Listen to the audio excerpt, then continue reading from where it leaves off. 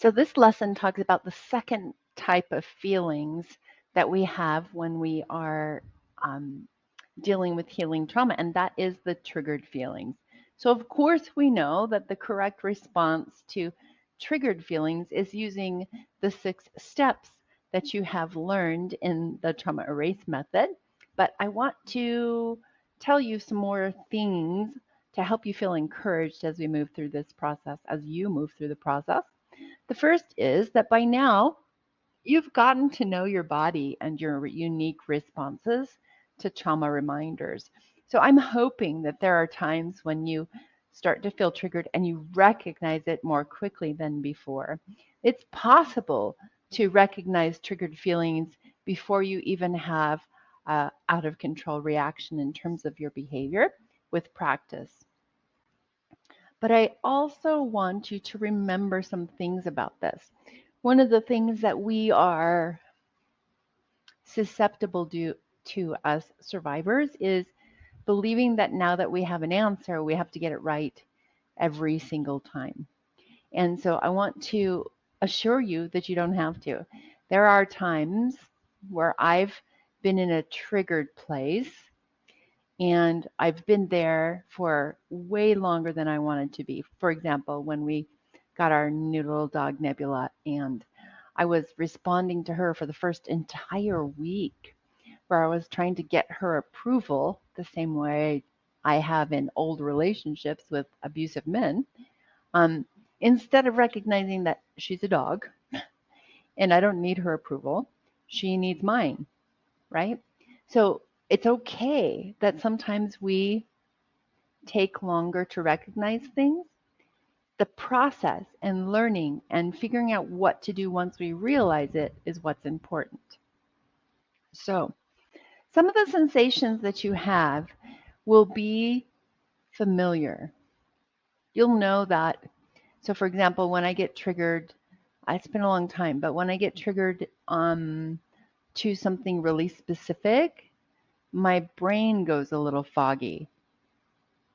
Sometimes it feels like I can't put thoughts together. Um, and so that's something that you'll understand is happening to you specifically. Some people have body sensations that happen.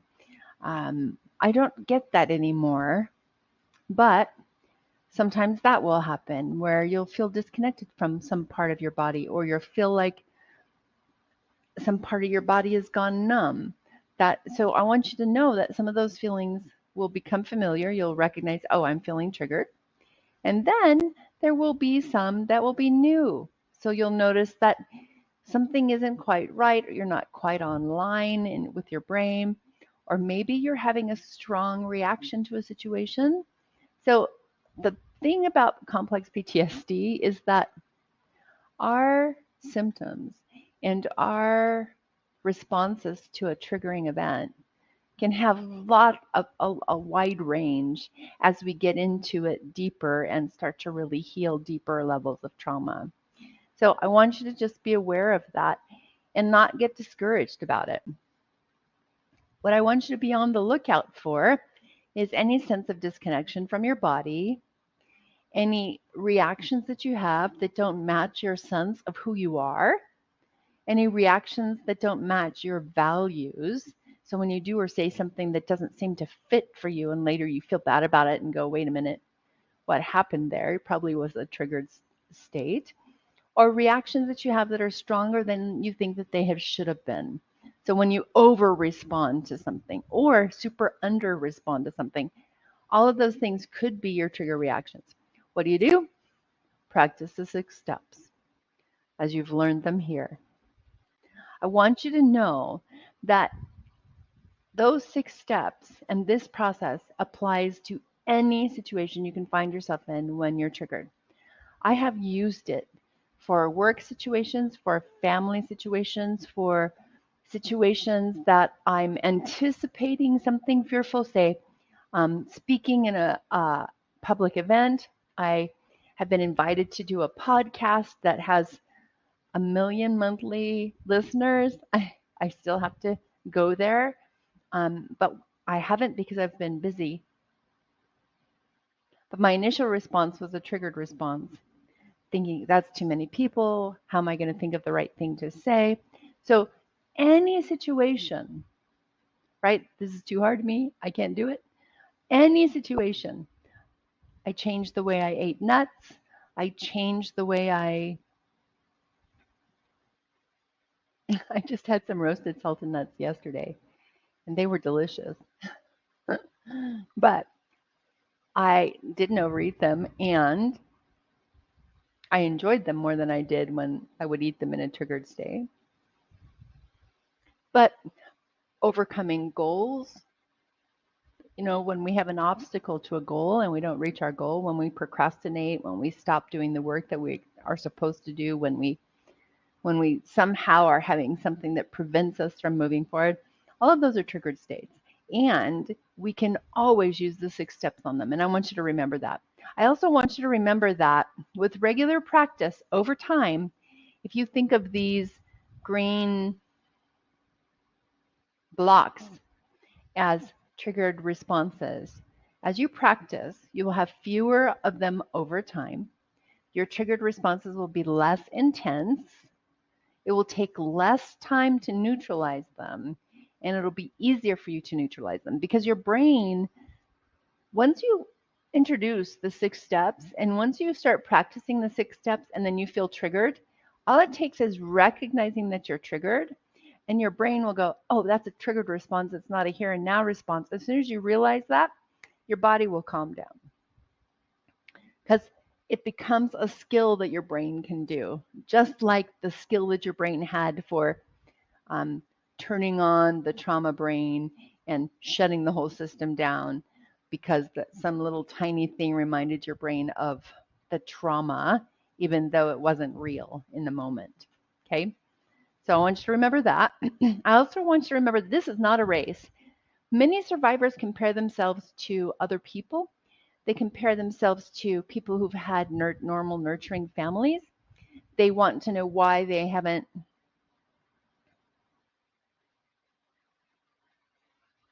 accomplished as much as they wish they had accomplished by this point in time.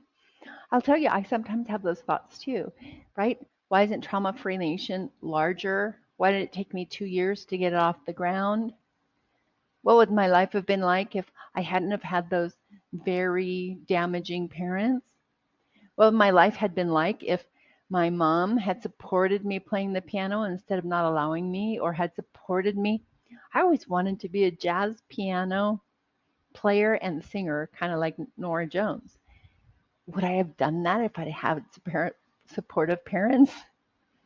Those kinds of questions only make us feel bad about ourselves. So we have to compare ourselves to where we were yesterday, where we were last month, where we were last year. We have to compare ourselves based on our own growth, not on where we might have been if the trauma hadn't been part of our lives, not on where we might have been if we'd been learning things like this 5 years ago. We have to remember that our growth is our growth, and where we are right now is better than we were before, and that has to be good enough. Now, the truth is that there is some room for grief, and it is okay to grieve and to feel sad and to go, gosh, I've had plenty of times where I've thought, wow, I got so good at the piano that I could play the piano. I could use a fake book that only gave me the chord signature and the melody note, and I could take that and make a full, beautiful piece of music out of it, just looking at the key and the melody. And there was a time when I would feel awful and think, wow, if my parents had been supportive, I could have gone so much further with my music, right? However, a moment of sadness about that and a moment of, gosh, where would I have been, is okay and normal. But comparing myself to Nora Jones and kicking myself in the pants because I didn't do that when I didn't have support doesn't make sense. Okay, so it's not a race. Compare yourself to yourself. Give yourself some room for sadness if that's what comes up, but don't dwell on it. It's not a race. You are healing. Look at the growth that you've had so far. Second, just similar to it, is remember self-compassion. Remember that you are healing. Look at how much you've grown. This is one of the times when it's great to have a journal. I have a practice as a therapist of saying to someone, right, but do you remember what it was like 6 months ago when you first started therapy with me? Here's what you were doing. You were afraid to go outside. You couldn't ask for what you needed. And many times when I remind somebody like that, they'll go, oh, yeah, wow, I have grown. But sometimes we get so stuck in where we are in our current pain that we think we haven't grown at all. And it's better. Look at where you were 6 months ago. What were you struggling with then? What have you overcome between then and now? Even if it's that you've just started to really make sure that you're going through the Trauma Erase Method Academy and that you're not giving up on yourself, that's growth. Okay, so remember that. This next slide I want you to think about as a domino effect. So if we plucked off all of these spider web connections, if we took 4, 5, or 6 of those spider web connections right in the middle of the web and we just cut them out with a pair of scissors, there would be a large section of spider web that would fall. I want you to think about each one of these connections as a triggered response. So if you think about, just look for one in the middle, choose one, look at that one. Then imagine a similar trigger, the one right next to it, and imagine it getting disconnected from the rest of the web. And then another one getting disconnected from the rest of the web. So what happens over time as you continue to use the trauma erase method is that your brain will say, wait a minute, this is safe, and that's safe, and that's safe.